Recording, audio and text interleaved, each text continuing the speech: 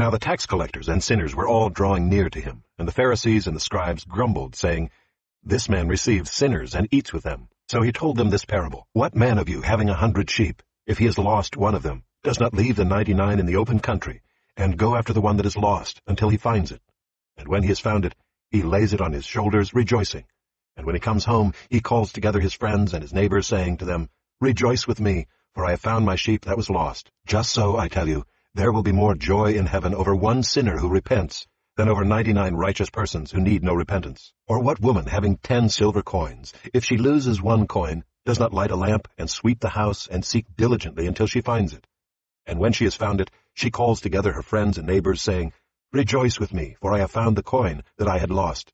Just so, I tell you, there is joy before the angels of God over one sinner who repents." And he said, "There was a man who had 2 sons. And the younger of them said to his father, 'Father, give me the share of property that is coming to me.' And he divided his property between them. Not many days later, the younger son gathered all he had, and took a journey into a far country, and there he squandered his property in reckless living. And when he had spent everything, a severe famine arose in that country, and he began to be in need. So he went out and hired himself out to one of the citizens of that country, who sent him into his fields to feed pigs.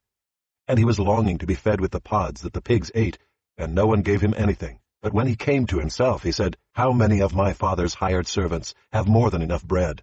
But I perish here with hunger. I will arise and go to my father, and I will say to him, Father, I have sinned against heaven and before you. I am no longer worthy to be called your son. Treat me as one of your hired servants.' And he arose and came to his father. But while he was still a long way off, his father saw him and felt compassion, and ran and embraced him and kissed him. And the son said to him, 'Father, I have sinned against heaven and before you. I am no longer worthy to be called your son.' But the father said to his servants, 'Bring quickly the best robe, and put it on him, and put a ring on his hand, and shoes on his feet. And bring the fattened calf, and kill it, and let us eat and celebrate. For this my son was dead, and is alive again. He was lost, and is found.' And they began to celebrate.